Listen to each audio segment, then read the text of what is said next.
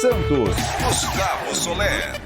Agora quem dá bola Vamos lá então, agora quem dá bola é o Santos. Vamos lá então para desejar tudo de bom para todo mundo nesse feriado. Amanhã, sexta-feira, estamos nos Donos da Bola, amanhã na televisão. Estamos aqui nos Donos da Bola também, estamos no Baita Amigos. Vamos trabalhar firme e forte, mostrar as informações, deixar bem claro para vocês também que o presidente Bolsonaro deu indulto pro Daniel Silveira, o deputado que foi julgado e tomou acho que 10 anos, não sei quantos anos ele tomou. Se pudesse, Serão 10. Serão 10 anos, né? E aí ele deu indulto, que é uma coisa legal por ser o presidente, mas é imoral, diga-se de passagem, porque aí você fortalece, né, a violência, você fortalece tudo aquilo que a gente não quer da vida, né? Que é a falta de democracia. Nunca trabalhou num feriado, mas hoje apareceu ainda. Hoje apareceu e deu indulto pra ele. Então, cada um vote em quem quiser. Do Santos, que é o novo campeão, Pelé também, graças a Deus, já saiu do hospital. Isso é uma ótima notícia, recebeu alta hoje. E o Santos, que foi trucidado, tanto no Brasileiro, como agora na Copa do Brasil. Um absurdo o que fizeram com o Santos. E mais uma vez, né, o Santos mandando representação pra CBF pra reclamar de um pênalti claríssimo, não marcado, pênalti que foi cometido pelo Aleph Manga, né, autor do gol da vitória do próprio Coritiba contra o Santos na partida de ida da terceira fase da Copa do Brasil, só que depois ele acabou cometendo um pênalti em cima do lateral direito Maicon, e o Bruno Arleu de Araújo, que é árbitro do quadro da FIFA, não marcou essa penalidade. O Santos acabou perdendo por 1-0 esse jogo, lembrando que desde junho de 2021 o Santos não consegue embalar uma sequência de 3 vitórias consecutivas, tinha vencido 2 jogos seguidos, poderia ter batido essa marca de 3 vitórias seguidas, mas acabou perdendo para o Coritiba. E mais uma vez o Santos fez um jogo muito ruim aí na minha análise. O técnico Fabian Bustos escalou muito mal o time do Santos, ele quis manter a ideia da partida do domingo de Páscoa. Desculpe te interromper, mas se fosse o Palmeiras a gente tava falando muito, né? Se fosse o Corinthians a gente tava falando muito, né? Às vezes o torcedor santista vocês têm direito de reclamar com a gente da imprensa. Vocês têm direito de me xingar. Tô falando por mim, tá? Tô falando por mim. Tô falando por ninguém não, porque eu não critico a crítica. Eu não faço isso. Não sou esse tipo de gente. Mas eu acho que falta a imprensa de São Paulo, principalmente, valorizar o Santos, tanto nas vitórias como também nos problemas que o Santos tem. Porque o que a gente faz com o Santos, o que a imprensa faz com o Santos é um absurdo. Se fosse o Palmeiras, se fosse o Corinthians ou o São Paulo, todo mundo faria programa em relação ao pênalti que não foi dado. E a gente não fez nada. Falando por mim, tá? Foi um pênalti claríssimo mesmo, não dado em cima do Madison, só que aí na análise da partida, eu acho que o técnico Fabian Bustos foi mal, porque ele foi tentar repetir a ideia do domingo de Páscoa contra o próprio Coritiba, que era dar um pouco mais a bola pro Coritiba e explorar os contra-ataques. Só que ele tirou o Léo Batistão, que era um jogador de muito mais mobilidade do que o Ricardo Goulart, e o Goulart não tá conseguindo jogar, tá muito pesado, muito lento, é um cara que a bola, se não chega no pé dele, ele não consegue fazer muita coisa. O Brian Angulo também é muito mais lento do que o Marcos Leonardo e ainda não se encaixou. Tudo bem, né? Apenas o terceiro jogo dele, ainda precisa se adaptar melhor ao futebol brasileiro. E o William Maranhão, como titular, também já mostrou que não consegue suprir as necessidades do primeiro volante do time do Santos. Então, acho que o Bustos escalou mal e quando mexeu não conseguiu melhorar. E o Maicon, quando acabou a partida, ele foi bem coerente, né? Ele falou que se não fosse o João Paulo, o Santos ia tomar um atropelo. E que o Santos não pode depender única e exclusivamente do goleiro. Informação, Arthur Lira recorre ao STF. Deixa eu só falar uma coisa, mas o Santos também precisa melhorar tecnicamente o seu time, né? Sim. Assim, você tem as dificuldades financeiras, a saída do Carille, a chegada do Bustos, né? O Santos quase cai em 2 anos seguidos no Paulista, no Brasileiro, mas o Santos precisa urgentemente qualificar o time tecnicamente. Sim.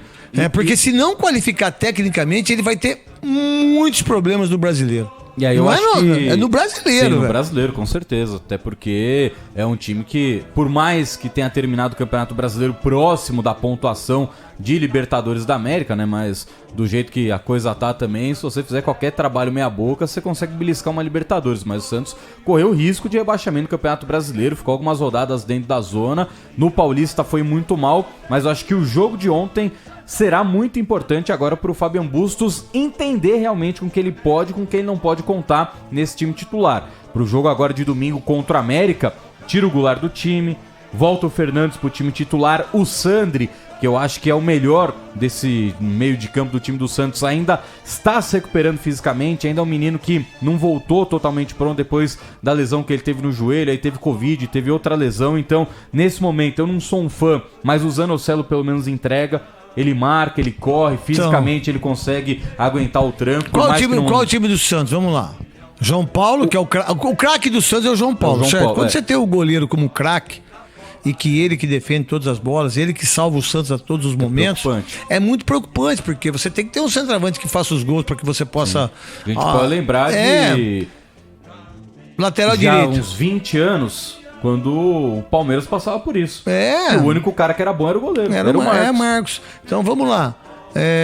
Então, ó, o time titular do Santos... Pelo menos... Aquele que é o ideal, seria o ideal. O ideal pra mim. Time titular do Santos hoje, o ideal pra mim. João Paulo no gol, Madson, Maicon, Bauerman, que tá dando uma oscilada, e o Lucas Pires. Aí o meio de campo de Rodrigo Fernandes, de primeiro volante. O Sandri, quando tiver 100%, tem que ser titular, mas por enquanto o Zanocelo é quem tá dando conta do recado. E aí coloca num 4-4-2 o Ângelo pela direita, o Johan Julio pela esquerda e os dois atacantes, Léo Batistão e o Marcos Leonardo. Então, você vê, é um time razoável. Sim, mediano. Mediano, então, para um brasileiro longo, para um brasileiro que você pode classificar em 8º lugar para uma Libertadores, tá, eu brigo por ela. O que eu não posso, eu não conseguir os pontos do primeiro turno, cara. Sim. Porque o Santos, se não fizer um primeiro turno bom, o Santos vai brigar por dificuldades, cara. Falando aí em pontuação, o Santos começou bem.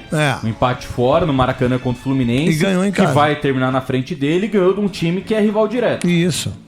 Mas, tecnicamente, foram Curitiba, dois jogos complicados. Agora, contra o América também tem a obrigação de ganhar. Por sinal, o Bustos, todos os jogos que ele fez na Vila Belmiro, ele ganhou. O problema tá sendo jogar fora. Fora ele não ganhou nenhum. Tem que achar uma alternativa e também tem que... Cara, o Santos precisa contratar um centroavante, precisa de um meia, precisa de um zagueiro. O Santos precisa contratar 5 jogadores, mais ou menos que o Corinthians fez. Mas aí tem que ver se tem dinheiro, né? Não tem dinheiro, né? Não tem. A partir só de 2023 que talvez a coisa fique melhor pro Santos.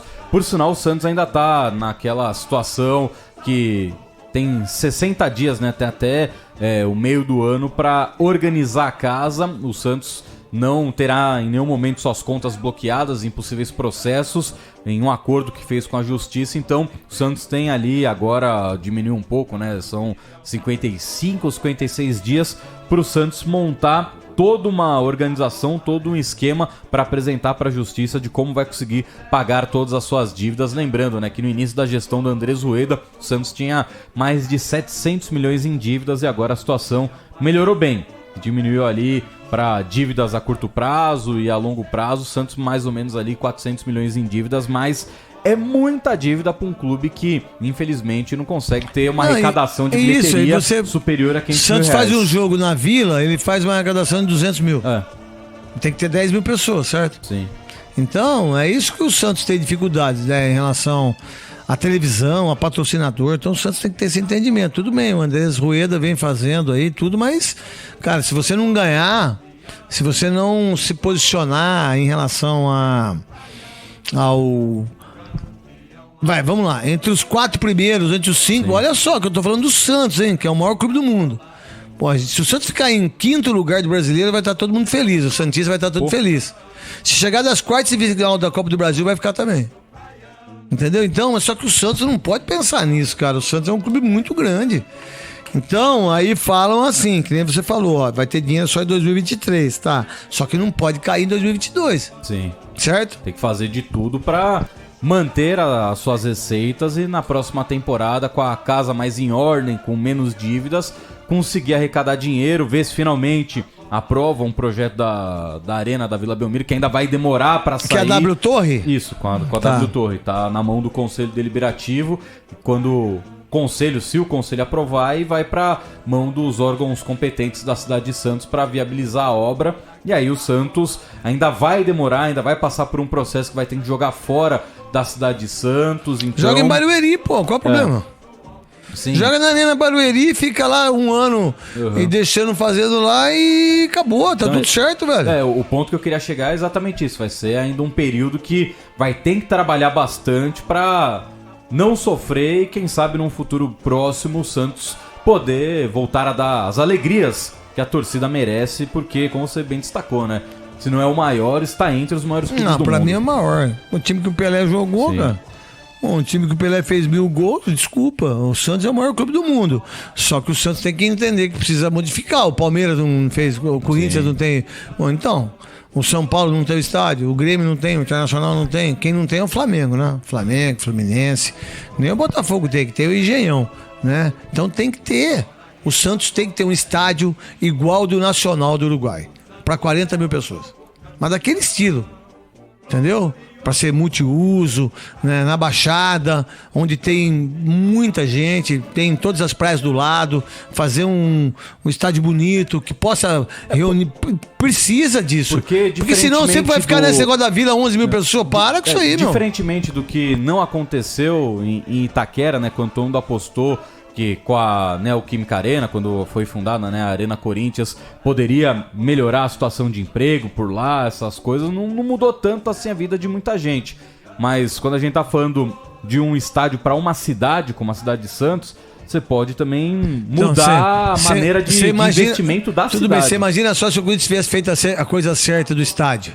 Um time que dá por jogo é 2,5 milhões de renda. Se o estádio não tivesse dívida nenhuma.